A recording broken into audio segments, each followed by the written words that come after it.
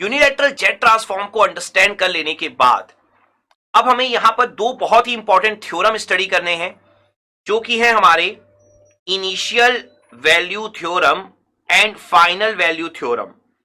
So initial value theorem सबसे पहले हम यहां पर स्टडी करेंगे। सेम थ्योरम हमने लाप्लास ट्रांसफॉर्म में भी, यूनिलैटरल लाप्लास में भी स्टडी किया था।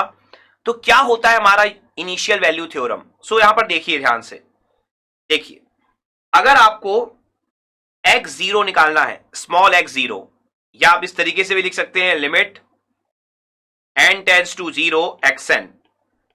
तो यहां पर आपके पास एक और ऑप्शन क्या है कि आप जेट ट्रांसफॉर्म का यूज करके भी स्मॉल x0 कैलकुलेट कर सकते हैं।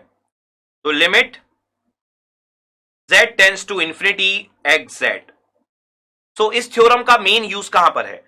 इस थ्योरम का मेन यूज वहां पर है जहां पर आपको xn का जेट ट्रांसफॉर्म xz गिवन हो, लेकिन आपसे क्वेश्चन में पूछा हो xn की initial value, that means xn at n tends to 0।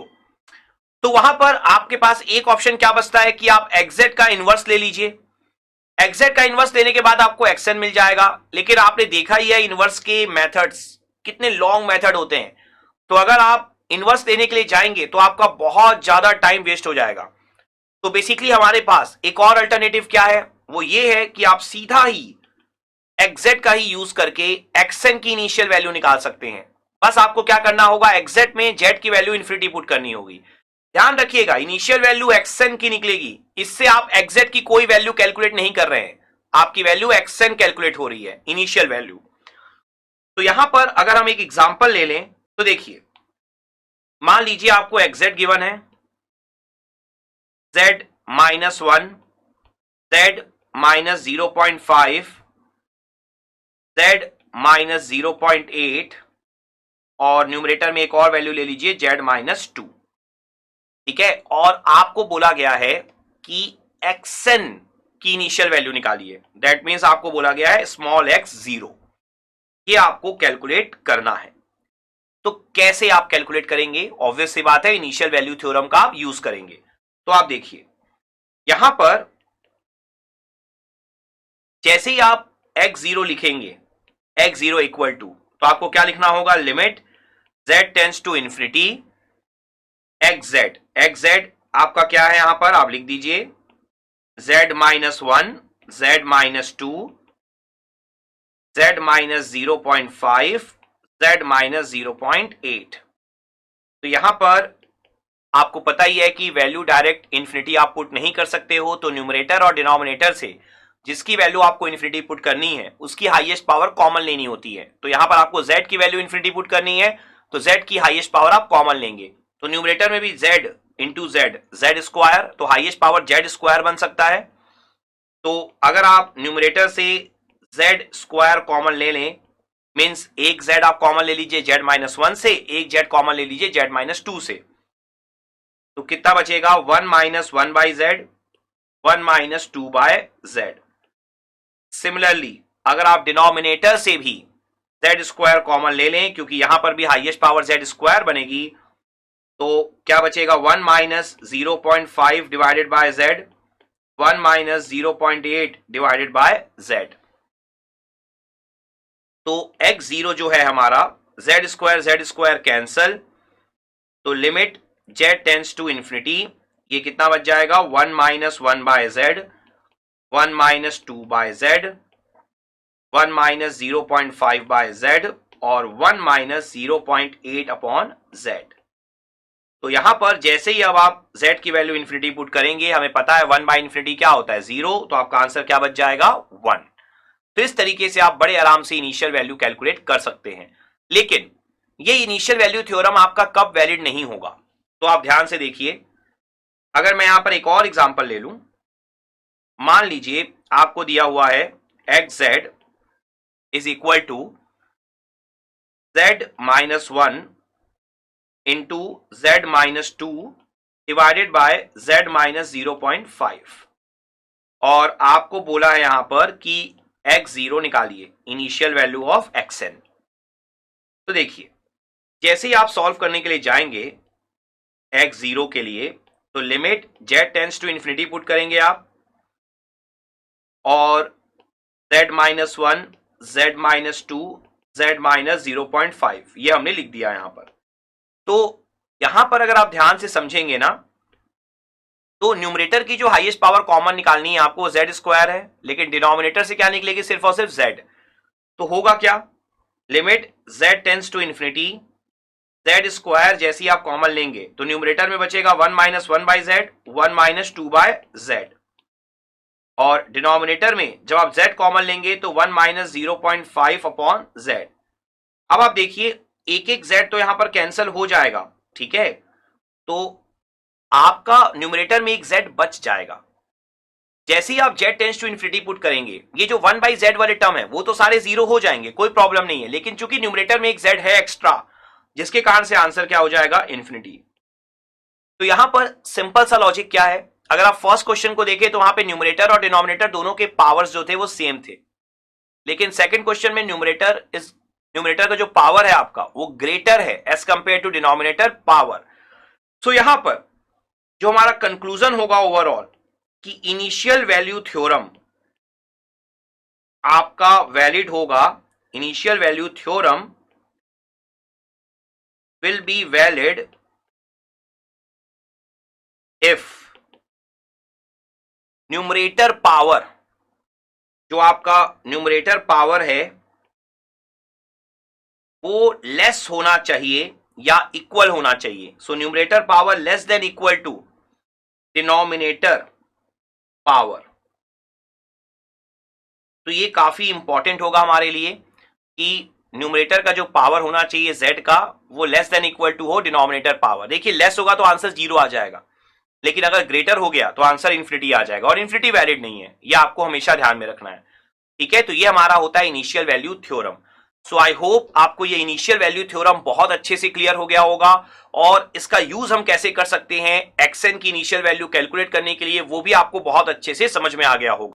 Now जो नेक्स्ट थ्योरम हमें स्टडी करना है वो है फाइनल वैल्यू थ्योरम। तो फाइनल वैल्यू थ्योरम हमारा क्या होता है, देखिए जैसा नाम से ही क्लियर है, ऑलरेडी हम लाप्लास ट्रांसफॉर्म में स्टडी भी कर चुके हैं। फाइनल वैल्यू मींस एक्सन की फाइनल वैल्यू, दैट मींस आप बोल सकते हैं x ऑफ इंफिनिटी, या आप ये भी बोल सकते हैं limit n tends to infinity xn is equal to, ये आप कैसे कैलकुलेट कर सकते हैं xz का यूज करके। तो ये होता है limit z tends to 1 minus z inverse xz, ये हमारा होता है फाइनल वैल्यू थ्योरम। नाउ ये जो फॉर्मूला हमने लिखा है z tends to 1 minus z inverse xz, देखिए इसको थोड़ा सा हम लेस कॉम्प्लेक्स बना सकते हैं, इजी बना सकते हैं, थोड़ा सा हम सॉल्व करते हैं इसे। आप देखिए लिमिट z टेंस टू 1, तो यहां पर अगर आप देखेंगे 1 माइनस z इनवर्स, इसे हम क्या लिख सकते हैं 1 minus 1 by z। Now limit z tends to 1, अब आप देखिए इसे लिख सकते हैं z minus 1 divided by z into xz, ठीक है। अब एक पॉइंट बहुत अच्छे से समझिएगा, ये जो z माइनस 1 अपॉन z है, न्यूमरेटर अपॉन डिनोमिनेटर, सिर्फ इसको ध्यान से देखिए, ये term z minus 1 divided by z। तो इसे अगर आप ध्यान से देखेंगे तो देखिए अगर जो आपका xz है जो आपको क्वेश्चन में गिवन होगा, उस xz में अगर डिनोमिनेटर में z माइनस 1 अवेलेबल है, ध्यान से इस कंसेप्ट को समझिएगा, डिनोमिनेटर में अगर z माइनस 1 अवेलेबल है तो z माइनस 1 कैंसिल हो जाएगा, ठीक है। लेकिन अगर अवेलेबल नहीं है तो z की वैल्यू 1 पुट करने पर आंसर क्या आ जाएगा 1 माइनस 1 0। तो ये डिपेंड करेगा कि एग्जैक्ट के डिनोमिनेटर में z माइनस 1 है कि नहीं है। तो जब तक आपको एग्जैक्ट पता नहीं होगा तब तक आप z equal to 1 z minus 1 में पुट नहीं कर सकते हैं, क्योंकि अगर आप डायरेक्टली पुट कर देंगे, जैसे अगर आप अभी पुट कर दें तो आंसर क्या हो जाएगा, पूरा फॉर्मूला ही 0 हो जाएगा, तो वो एग्जैक्ट पे डिपेंड करेगा, क्लियर। लेकिन अगर आप डिनोमिनेटर वाले z को देखें ध्यान से, तो डिनोमिनेटर वाले z में अगर आप z की वैल्यू 1 पुट कर दें तो 1 हो जाएगा वो डिनोमिनेटर में। अब अगर मान लीजिए xz में न्यूमरेटर में कोई z अवेलेबल है, ठीक है, न्यूमरेटर में अगर xz में कोई z अवेलेबल होगा तो z z कैंसिल होगा, और कैंसिल होने के बाद भी वो क्या होगा 1 ही होगा। तो एग्जैक्ट में अगर न्यूमरेटर में z अवेलेबल है तब z z कैंसिल होके 1 होगा, और अगर अवेलेबल नहीं है तो z z कैंसिल नहीं होगा, तो z टेंड्स टू 1 पुट करने पर वापस से वो 1 ही आने वाला है। इसका मतलब क्या है? इसका मतलब यह है कि इस फॉर्मूले में इस डिनोमिनेटर वाले z की कोई इंपॉर्टेंस नहीं है। तो आप फॉर्मूला जो है इस तरीके से भी याद रख सकते हैं, limit z tends to 1 z minus 1 xz। Clear अच्छे से? ये जो हमारा फॉर्मूला है इसका अब हम यूज देखते हैं। तो देखिए, सपोज करिए एक एग्जांपल हम ले लेते हैं। आपको xz गिवन है, z minus 2, z minus 3, z minus 0.8 और z माइनस 1। ठीक है, तो यहां पर अब आप क्या करेंगे? अब आप सिंपली x इंफिनिटी कैलकुलेट करेंगे अपने फॉर्मूले का यूज करके। तो देखिए x इंफिनिटी क्या हो जाएगा आपका, limit z tends to 1 z minus 1 into xz। तो xz आप लिख दीजिए z minus 2, z minus 3, z minus 0.8 और z माइनस 1। तो z minus 1 z minus 1 cancel, जैसा मैंने आपको बोला था। नाउ यहां पर अब अगर आप z की वैल्यू 1 पुट करें तो 1 माइनस 2, न्यूमरेटर में क्या बचेगा, -1, देन 1 माइनस 3 -2 और 1 माइनस 0.8। ठीक है, ये कितना बच जाएगा आपका 0.2। तो ये हो जाएगा 2 अपॉन 0.2। क्लियर अच्छे से? तो यहां पर आपका जो आंसर है वो कितना हो जाएगा, आपका आंसर यहां पर आ जाएगा 10। ये जो आपका आंसर आया है 2 अपॉन 0.2 का, इस आंसर से क्या हम ये बोल सकते हैं, इस आंसर को सिर्फ देखकर, कि ये हमारा जो फाइनल वैल्यू थ्योरम है वो करेक्ट है, या हम यहां अप्लाई कर सकते थे? क्या और कोई कंडीशन होगी फाइनल वैल्यू थ्योरम से रिलेटेड? यस, कंडीशन क्या है, ध्यान से समझिएगा। देखिए, कंडीशन को समझने के लिए भी मैं आपको एक दो एग्जांपल और देता हूं। देखिए, यहां पर मान लीजिए आपका एग्जांपल है xz अपॉन xz की वैल्यू आपको दी हुई है z अपॉन z माइनस 2। ठीक है, ये आपको वैल्यू दी हुई है। तो यहां पर अब अगर आप कैलकुलेशन चालू करेंगे तो आपका जो x इंफिनिटी है वो कितना हो जाएगा, x इंफिनिटी हो जाएगा limit z tends to 1 z minus 1 z upon z minus 2। तो आप देख सकते हैं कि एग्जैक्ट में z माइनस 1 का कोई टर्म नहीं था, इसलिए आंसर क्या हो जाएगा, 0। इस पे तो कोई प्रॉब्लम नहीं है। लेकिन अब अगर आप ध्यान से देखें, देखिए मैंने यहां पर बहुत इजी एग्जैक्ट लिया था ताकि आप कंसेप्ट को ज्यादा अच्छे से समझ पाएं। एग्जैक्ट चूंकि बहुत इजी है, z अपॉन z माइनस 2 है, इसका एक्शन हमें ऑलरेडी पता है। तो इसका अगर मैं एक्शन यहां पर लिख लूं तो ये क्या होता है, 2 की पावर n un। ठीक है, आपको पता है आप कॉजल सिग्नल के लिए स्टडी कर रहे हैं, यूनिलैटरल जेट ट्रांसफॉर्म स्टडी कर रहे हैं, तो आप डायरेक्टली क्या लिखेंगे, 2 की पावर n un। तो यहां पर अगर आप ध्यान से अब देखेंगे तो ये तो ओरिजिनल एक्शन है आपका। ऑब्वियस सी बात है, हमें एक्शन निकालना है n टेंड्स टू इंफिनिटी पर, तो इससे ज्यादा करेक्ट आंसर तो हमें कहीं से नहीं मिल सकता अगर हमारे पास डायरेक्टली एक्शन का इक्वेशन हो तो यहां पर मैं अगर x इंफिनिटी पुट करूं तो 2 की पावर इंफिनिटी u इंफिनिटी, तो ऑब्वियस सी बात है u इंफिनिटी तो 1 होता है, लेकिन 2 की पावर इंफिनिटी क्या होता है, इंफिनिटी हो जाता है। ठीक है, तो ओवरऑल आंसर कितना आ गया, इंफिनिटी। तो अब अगर आप ये दोनों आंसर को चेक करें या कंपेयर करें दोनों आंसर को, तो थ्योरम यूज करने से आंसर आ रहा है 0, लेकिन एक्चुअल एक्शन में n की वैल्यू इंफिनिटी पुट करने से आंसर आ रहा है इंफिनिटी। तो ऑब्वियस सी बात है कि जो एक्चुअल एक्शन है वही आपको करेक्ट आंसर दे रहा होगा। तो जो थ्योरम है यहां पर वो रॉन्ग प्रूव हो रहा है। तो कब आपका थ्योरम सही होगा, कब आपका थ्योरम रॉन्ग होगा, कब आप थ्योरम यूज कर सकते हैं, कब आप थ्योरम यूज नहीं कर सकते हैं? तो देखिए ध्यान से, एक बहुत ही इंपॉर्टेंट कंसेप्ट है जो आपको हमेशा माइंड में रखना है कि all the poles of xz into z minus 1 should lie inside unit circle.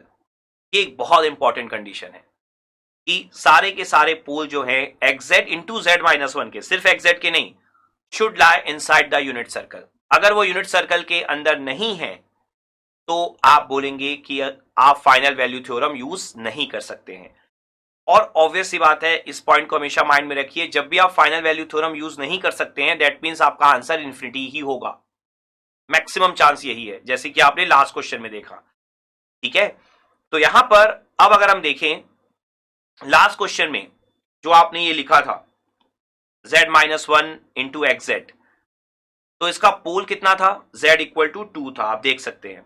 तो क्या z equal to 2 unit circle में लाई करेगा? यूनिट सर्कल मीन्स क्या, रेडियस 1, तो z इक्वल टू 2 तो रेडियस 1 के बाहर हो जाएगा। ठीक है ना, तो इसका मतलब क्या है कि आपका फाइनल वैल्यू थ्योरम वैलिड ही नहीं था, आपने ऐसे ही लगा दिया, इसलिए आंसर क्या है आपका, रॉन्ग आ गया। क्लियर?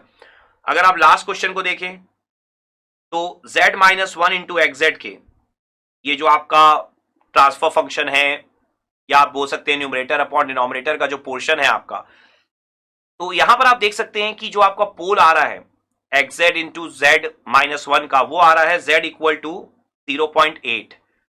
तो ये पोल आपका कहां है, इनसाइड द यूनिट सर्कल है, 1 से लेस है। Inside the unit circle means क्या, पोल की वैल्यू 1 से कम होनी चाहिए, तो 1 से कम था पोल की वैल्यू, इसलिए आपका आंसर जो है वो बिल्कुल करेक्ट है। ठीक है, तो इस तरीके से आप फाइनल वैल्यू थ्योरम का इस्तेमाल कर सकते हैं।